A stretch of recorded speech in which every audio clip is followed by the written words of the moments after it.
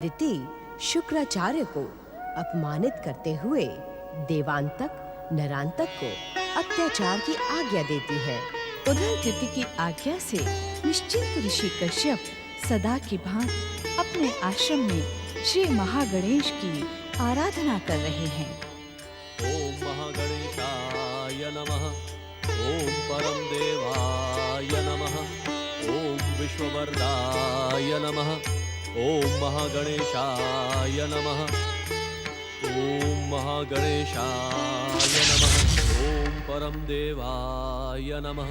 ओम विश्ववरदाय नमः। ओम परम देवाय नमः। ओम महागणेशाय नमः। ओम महागणेशाय नमः। ओम महागणेशाय। कश्यप ऋषि, चलो।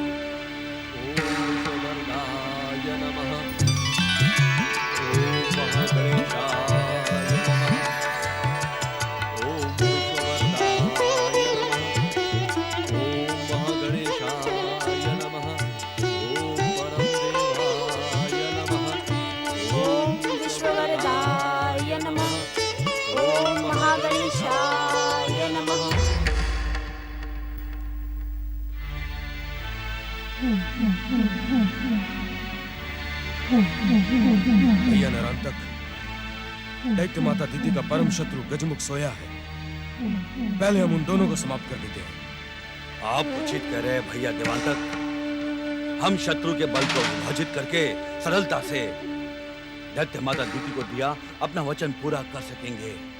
हाँ। चलो चलो।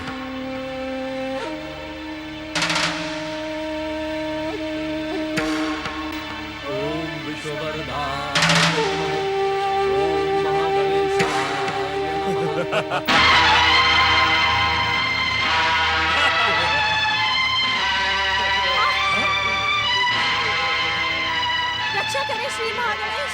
रक्षा करें महागणेश। रक्षा करें श्री महागणेश। रक्षा करें।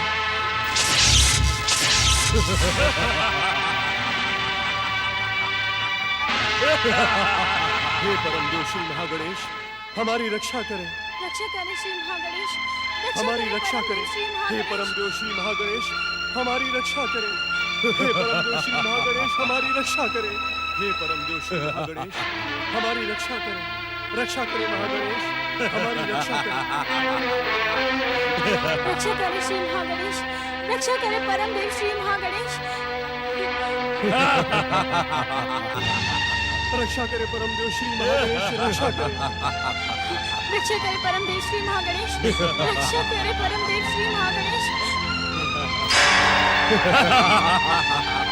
दुष्ट देवांतक नरांतक, तुम्हारे दुष्कर्मी जीवन को मुक्ति पहुंचाने के लिए अब समय निकट आ गया है। यदि अपने जीवन की रक्षा करना चाहते हो तो मेरे आदरणीय माता पिता को आदर सहित छोड़ दो। छोड़ दे, जैसे तुम्हारी इच्छा।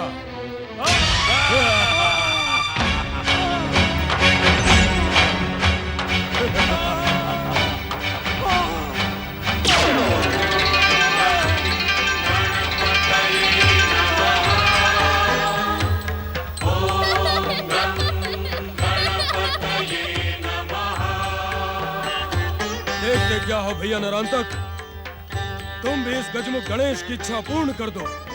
अवश्य भैया देवांतक।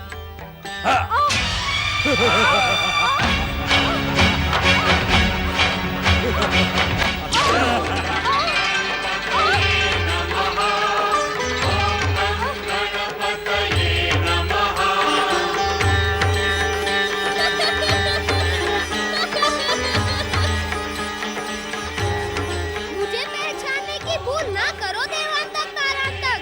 तुम्हें मुक्ति दिलाने के लिए ही मैंने अवतार धारण किया है। मैं तुम्हें अंतिम अवसर देता हूँ। अपने दुष्कर्मों की मेरे माता पिता से क्षमा याचना कर लो।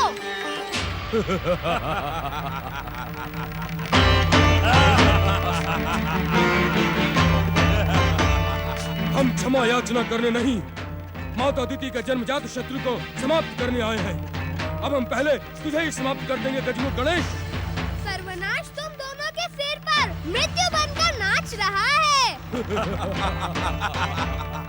सर्वनाश तो हमारा ही अनुचर है। क्या तुम नहीं जानते गजमुख कि हम पातालवासी देवांतक और नरांतक का जन्म ही इस संसार से देवताओं और मनुष्यों की परंपरा समाप्त करने के लिए हुआ है। गजमुख, तू हमसे टकराकर भयानक भूल कर रहा है। हम महाप्रलय के महासूत्रधार हैं।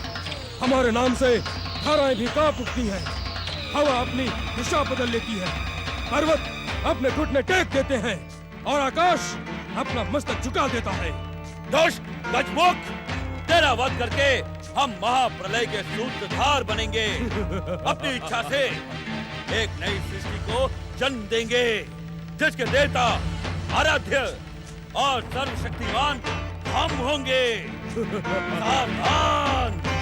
ऐसा प्रतीत होता है कि पाताल से निकलकर भी अंधकार और नींद ने तुम दोनों का पीछा नहीं छोड़ा।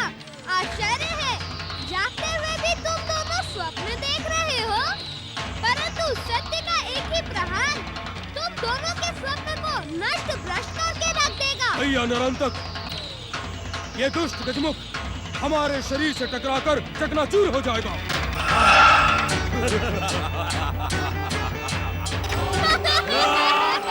अरे मूर्खों, ऐसा न हो कि तुम दोनों स्वयं ही टकराकर चकनाचूर हो जाओ।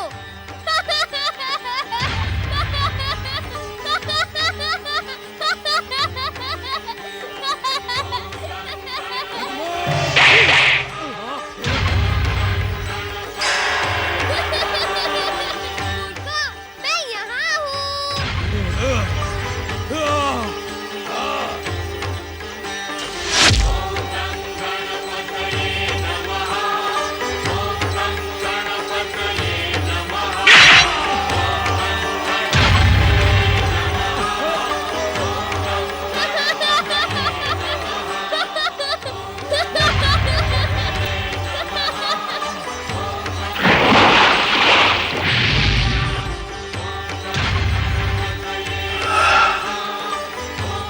ओम महागणेशाय नमः। देवांतक और नरांतक को मुक्ति देकर महत्कट अब तक लौटा क्यों नहीं? देवी अदिति, पुत्र महत्कट के लिए चिंतित न हो। वो तो समस्त संसार की चिंताओं का अंत करने वाला है। परम देव श्री महागणेश के समान आदरणीय माताश्री, पिताश्री, आप दोनों की इच्छा का सम्मान करते हुए परम देव श्री महागणेश ने मुझ महत्कट को आप दोनों के पुत्र के रूप में प्रकट किया था। प्रकट नहीं पुत्र, परम देव श्री महागणेश ने तुम्हें पुत्र रूप में हमें देकर हमारे सौभाग्य में वृद्धि की है, हमारे पुण्यों का उदय किया है, हमारी आराधना को सफल किया है पुत्र। आप धन्य है परम देव श्री महागणेश, आप धन्य हैं। पिताश्री, देवांतक और नरांतक के अंत के साथ मेरे महत्कट अवतार का उद्देश्य पूर्ण हुआ। अब आप दोनों प्रसन्न मन से मुझे परम देव श्री महागणेश के महातेज में विलीन हो जाने की आज्ञा दे। नहीं पुत्र नहीं, तुम हमसे अलग नहीं हो सकते। तुम्हारे बिना हम जीवन की कल्पना भी नहीं कर सकते। माता, आना और जाना तो जीवन का चक्र है। मैं आया ही कब था? मैं तो हूँ। परम देव श्री महागणेश के महातेज में मेरा स्थान सुरक्षित है, जो आपकी आवश्यकता और इच्छा का सम्मान करने के लिए सदा प्रस्तुत रहेगा। नहीं पुत्र नहीं, तुम हमसे दूर नहीं हो सकते। तुम हमसे दूर नहीं हो सकते। देव माता अदिति, हमने जितने पुण्यों का संचय किया था महत्कट के रूप में, उसका प्रतिफल प्राप्त कर चुके हैं। महत्कट को रुकने की आज्ञा देकर आप उसे धर्म संकट में न डालें। हमने जितने दिन महत्कट के साथ बिताए, उनकी स्मृतियों में शेष जीवन बिता लेंगे। नहीं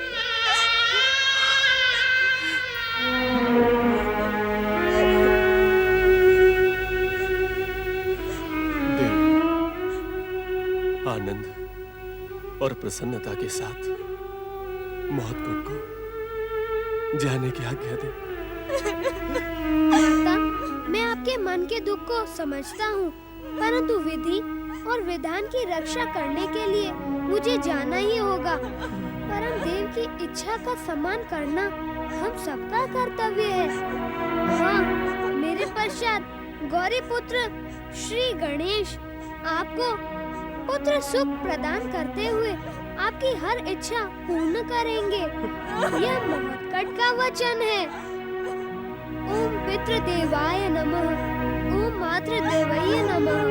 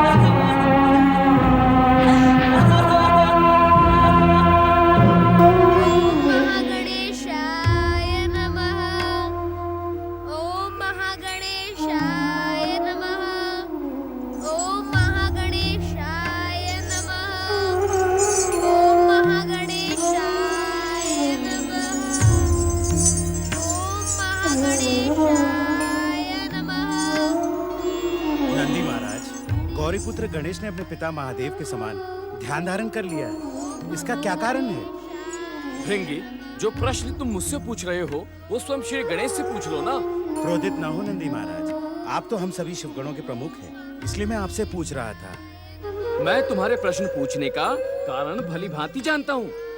तुम जानते हो, तुम्हारे प्रश्न का मैं उत्तर नहीं दे सकता।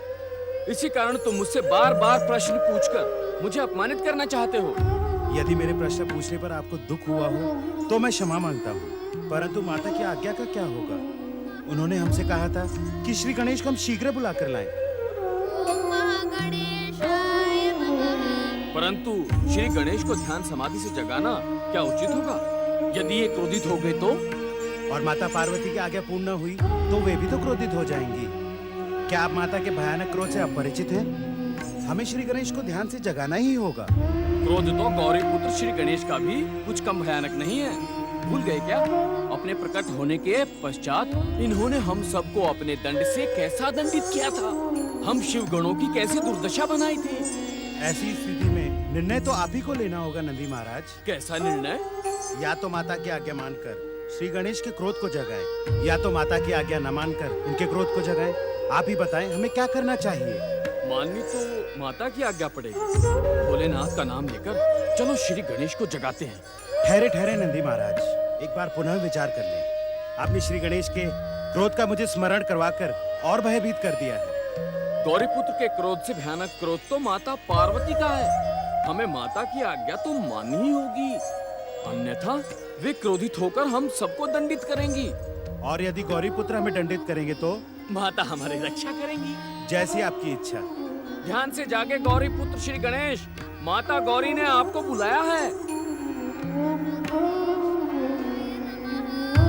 आप अपनी ध्यान समाधि का त्याग करें श्री गणेश। माता के समीप पहुँचे श्री गणेश। जागे श्री गणेश जागे, जागे श्री गणेश जागे, जागे श्री गणेश जागे, जागे श्री गणेश जागे, जागे श्री गणेश जागे, जागे गौरीपुत्र जागे, जागे श्री गणेश जागे।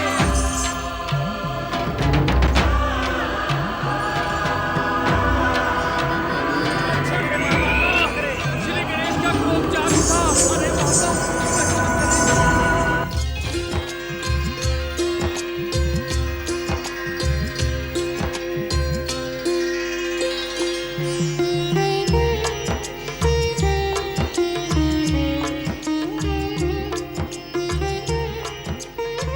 परमेश्वराय नमो नमः।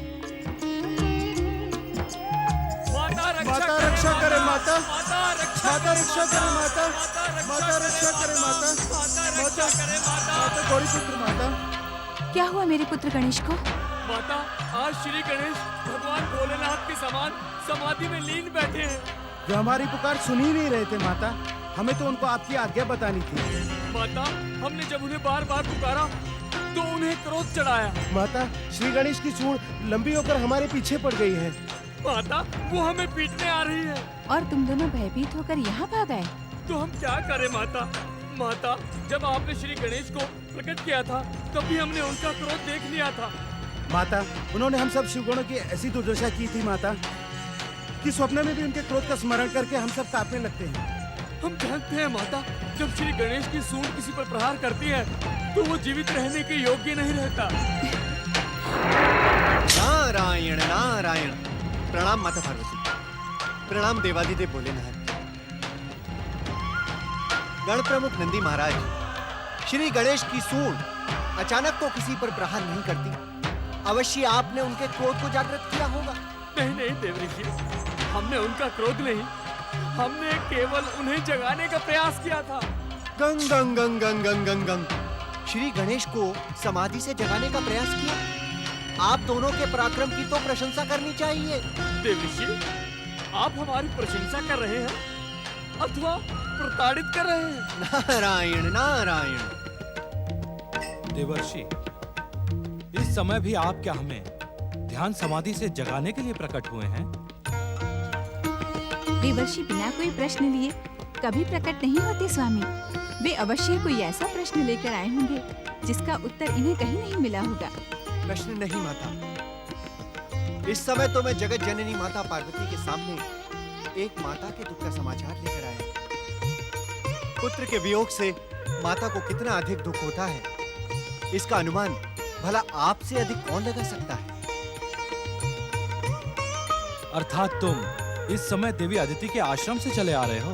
नारायण नारायण भोलेनाथ, आपसे भला किसी के मन की बात और किसी के कार्य छिपे रह सकते हैं क्या?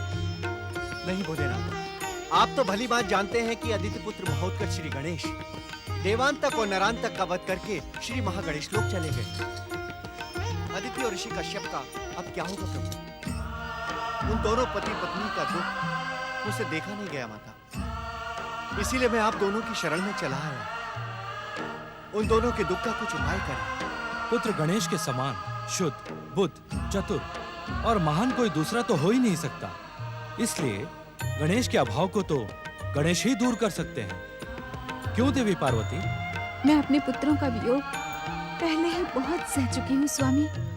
आप मुझसे कुछ न कहें। एक माता के दुख का अंत करने के लिए दूसरी माता से ना कहें, ये कैसे संभव है देवी? मैं जानती हूँ स्वामी, आप अपनी इच्छा से असंभव को संभव और संभव को असंभव बना सकते हैं, परंतु इस कार्य में मैं किसी की कोई सहायता नहीं कर सकती।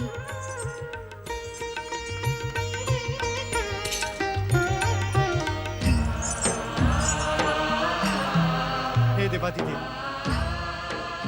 यूं यकायक माता के चले जाने से ऐसा प्रतीत होता है कि देवी अदिति और ऋषि कश्यप के दुखों का अंत कभी नहीं होगा। देवर्षि, जिस बात को लेकर आप चिंतित हैं, उसी बात से गौरी पुत्र गणेश भी चिंतित हैं।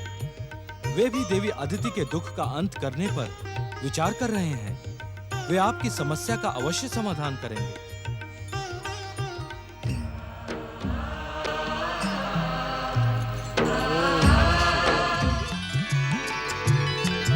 पुत्र गणेश, गजानन,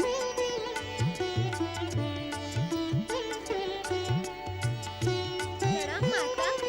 मेरे कारण आपको कोई कष्ट तो नहीं हुआ ना? कष्ट कैसा पुत्र? तुम तो सदा ही मेरे आनंद के कारण हो, परंतु तुम्हारे क्रोध से नंदी और भृंगी को अवश्य कष्ट हुआ। वो डरकर मेरे पास आ पहुँचे। माताश्री, यह तो सारा संसार जानता है कि जैसी करनी वैसी भरनी।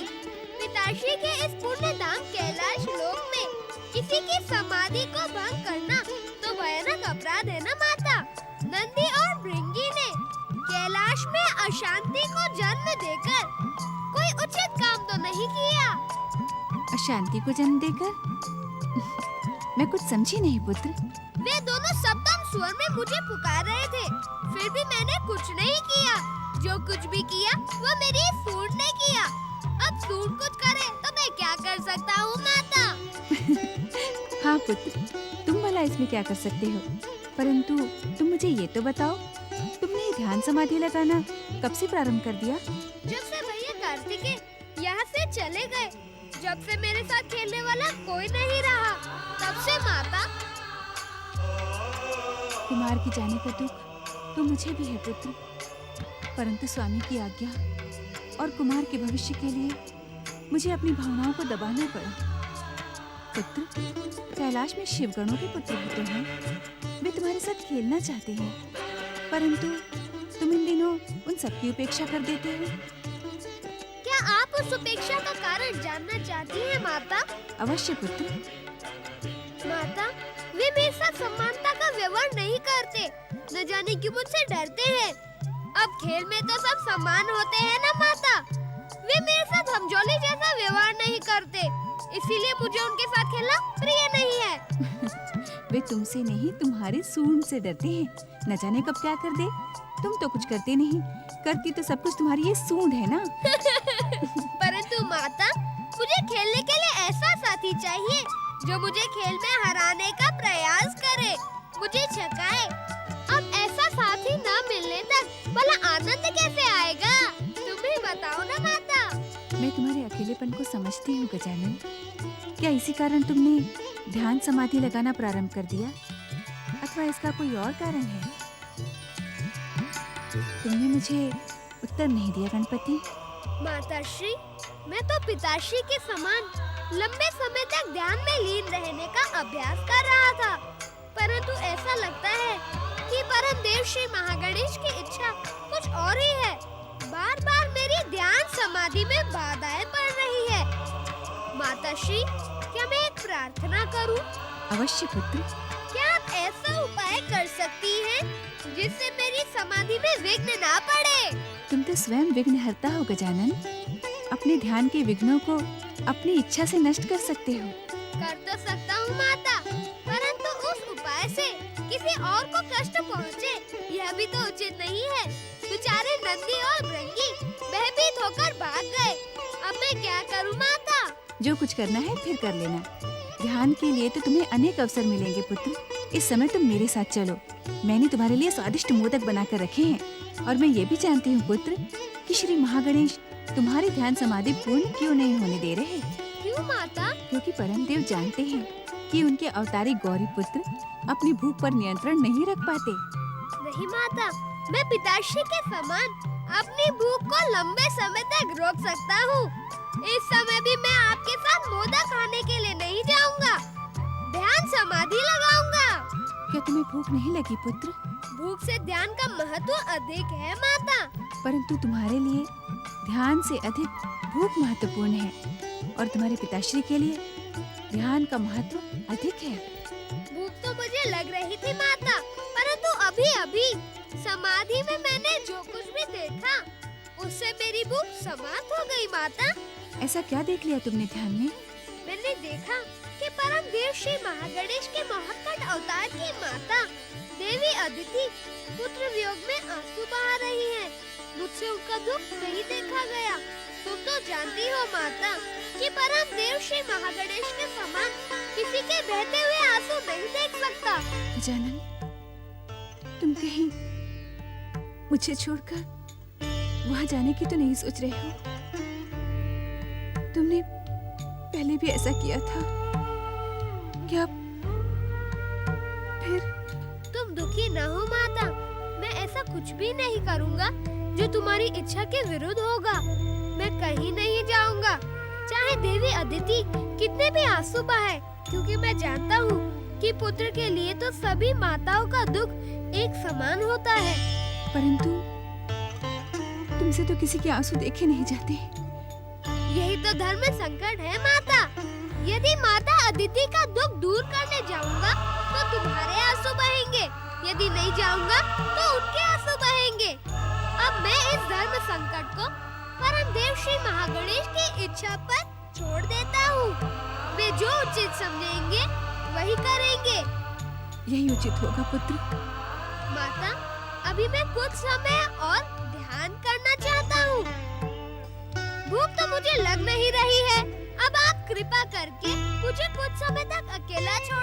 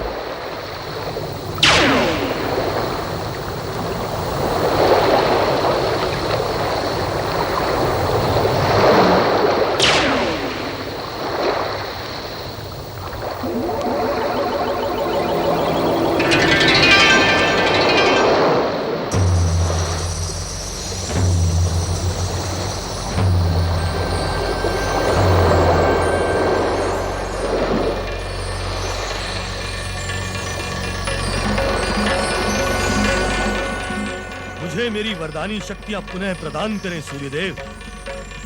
मयूरेश्वर श्री गणेश के प्रहार से अचेत होकर मैं पाताल लोक में धंस गया था।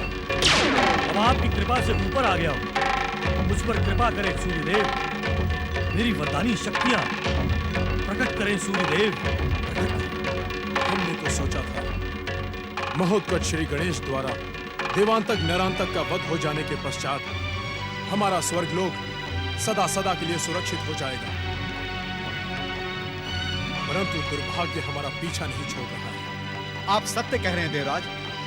इस दुष्ट सिंधु का पाताल से उभर आना हमारा दुर्भाग्य ही तो है। परंतु आश्चर्य की बात तो ये है देवराज कि मयूरेश्वर श्री गणेश के हाथों इस दुष्ट का वध हो गया था। ये पुनः जीवित कैसे हो गया? कहीं यमराज के लेख में कोई भूल तो नहीं हो गई? मयूरेश्वर के प्रहार से कोई जीवित तो नहीं बच सकता? भूल यमराज के लेख में नहीं, हमारे सौभाग्य में है। अब ये दुष्ट पुनः सूर्यदेव से शक्तियां प्राप्त कर अपना उपद्रव प्रारंभ करेगा। नहीं पवनदेव, अब हम इस दुष्ट को उपद्रव करने का अवसर ही नहीं देंगे। अर्थात ये दुष्ट सूर्यदेव से शक्ति प्राप्त करे उससे पहले हमारी दिव्य शक्तियां इसे यमलोक पहुंचा देंगी। यही उचित होगा देवराज। इस दुष्ट को समाप्त करने में हमें एक क्षण भी व्यर्थ नहीं करना चाहिए। आज्ञा दें देवराज, हम अपनी दिव्य शक्तियों से इस दुष्ट को समाप्त कर देंगे। मुझे मेरी वरदानी शक्तियां पुनः प्रदान करें सूर्यदेव। दैत्यवीर सिंधु, दैत्य जाति के आराध्य भगवान शिव शंकर की कृपा से तुम मयूरेश्वर के भयानक प्रहार से जीवित तो बच गए हो। ये दैत्य जाति के लिए शुभ संकेत है। अपनी वरदानी शक्ति तुम फिर से पुनः प्राप्त कर सकते हो। ये आप क्या कह रहे हैं दैत्य गुरु? दैत्य गुरु की वाणी पर विश्वास रखो उग्रा पुत्र। अपनी शक्ति को पहचानो सिंधु। किस शक्ति को पहचानूं दैत्य गुरु? मयूरेश्वर के प्रहार से मेरी सारी शक्तियां नष्ट हो चुकी हैं। मूर्खतापूर्ण बातें ना करो सिंधु दैत्य। इससे पूर्व भी तुमने हमारी बात को अस्वीकार करते हुए हम दैत्यों के आराध्य भगवान शिव शंकर पर आक्रमण किया था और उनके पुत्र मयूरेश्वर के हाथों बुरी तरह आहत हुए थे। तनिक सोचो सिंधु दैत्य, मयूरेश्वर से आहत होने के पश्चात भी तुम जीवित हो। बता सकते हो क्यों? क्यों दैत्य गुरु? क्योंकि सूर्यदेव के वरदान से तुम्हें एक ऐसी वस्तु प्राप्त हुई है जिसका तुम्हारे साथ परिचय नहीं है। हम तुम्हारा परिचय उस वस्तु के साथ करवाना चाहते हैं और तुम्हारे अंदर सोई हुई शक्ति को जागृत करना चाहते हैं। आश्चर्य है दैत्य गुरु, मैंने आपकी आशाओं को अपमानित किया, आप पर और दैत्यों के आराध्य शिव पर आक्रमण भी किया, फिर भी आप मेरा भला करना चाहते हैं, मेरी शक्तियों को जगाना चाहते हैं। क्योंकि हम दैत्य और दैत्य जाति के हित चिंतक हैं। दैत्य, असुर और राक्षसों के एकमात्र गुरु हैं। उनके उत्थान का अवसर देखकर हम अपना मान सम्मान सब भूल जाते हैं। आप महान हैं दैत्य गुरु, परंतु क्या दैत्यों के आराध्य भगवान शिव अपना अपमान भूल जाएंगे? क्या वो मेरे अपराध को क्षमा कर देंगे? भूल जाएंगे नहीं सिंधु दैत्य, वे भूल चुके हैं। उन्होंने तुम्हें क्षमा कर दिया है। ये आप कैसे कह सकते हैं दैत्य गुरु? इसका प्रमाण यही है कि तुम जीवित हो। अब एक क्षण का भी विलंब न करो। शीघ्र स्वर्ग और पृथ्वी पर आक्रमण करके दैत्य साम्राज्य का ध्वज फहराओ। वरदानी दैत्यवीर सिंधु, सूर्यदेव ने वरदान देते समय तुम्हें एक अमृत कुंभ प्रदान किया था। अमृत कुंभ? ये क्या होता है दैत्य गुरु? अमृत पीकर कोई भी प्राणी अमर हो सकता है। तुम जब भी उस अमृत कुंभ को पुकारोगे, वो तुम्हारे उदर से बाहर आ जाएगा। उस अमृत का पान करते ही तुम सदा सदा के लिए अमर हो जाओगे। ये दैत्य गुरु शुक्राचार्य क्या कहने देवराज? शुक्राचार्य असत्य नहीं कहते देवराज। हमें इस दुष्ट को अमृत पीने से रोकना होगा। शुक्राचार्य के होते हुए हम उसे रोक नहीं सकते। शुक्राचार्य की तप शक्ति हमें सिंधु से पहले ही पराजित कर सकती है। तो हमें क्या करना चाहिए देवराज? मेरे समान अपने दुर्भाग्य को देखो देवताओं। विलंब न करो सिंधु, दुष्ट देवता तुम पर घात लगाए हैं। यदि मैं तुम्हारे समीप न होता तो वे तुम पर प्रहार करने में तनिक भी विलंब न करते। शीघ्र ही अमृत कुंभ को पुकारो। सूर्यदेव के वरदान से अमृत कुंभ प्रकट हो। सूर्यदेव के वरदान से अमृत कुंभ प्रकट हो।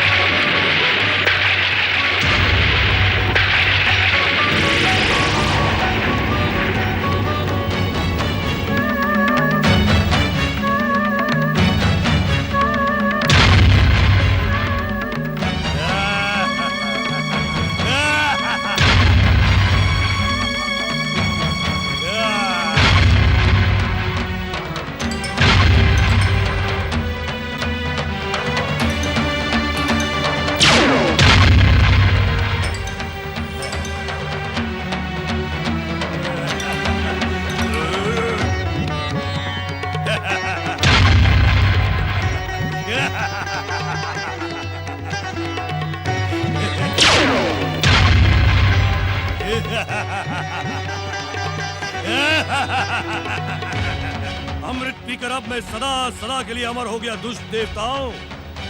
अब मेरी विध्वंसक और मारक शक्ति से तुम्हारी कोई रक्षा नहीं कर सकता।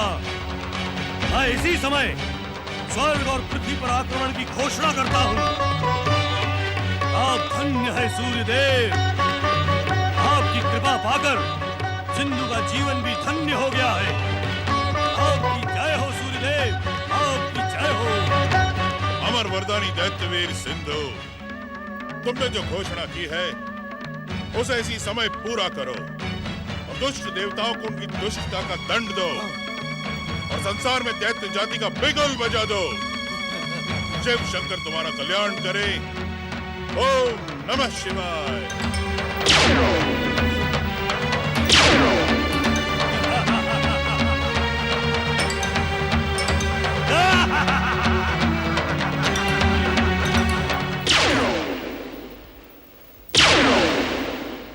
सूर्यदेव शीघ्र प्रकट हो।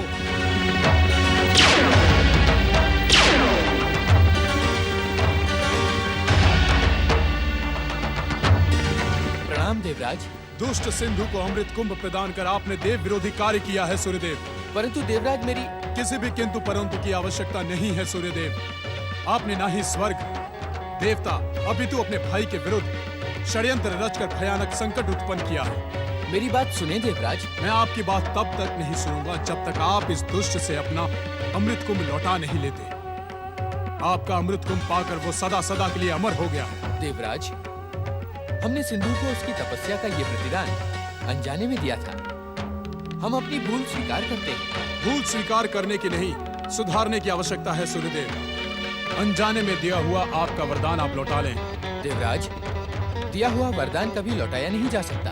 तो क्या ये दुष्ट? चिंतित ना हो भैया इंद्र। परमदेव श्री महागणेश की इच्छा के बिना कोई भी अमर नहीं हो सकता। मुझसे अनजाने में प्राप्त अमृत इसकी तब तक रक्षा करेगा जब तक इसकी दुष्टता निरीह मनुष्यों को कष्ट नहीं पहुंचाएगी। अर्थात सिंधु के अत्याचारों का अंत परमदेव श्री महागणेश के अवतार के हाथों होगा। आओ भैया, हम सब मिलकर परमदेव श्री महागणेश की आराधना करें।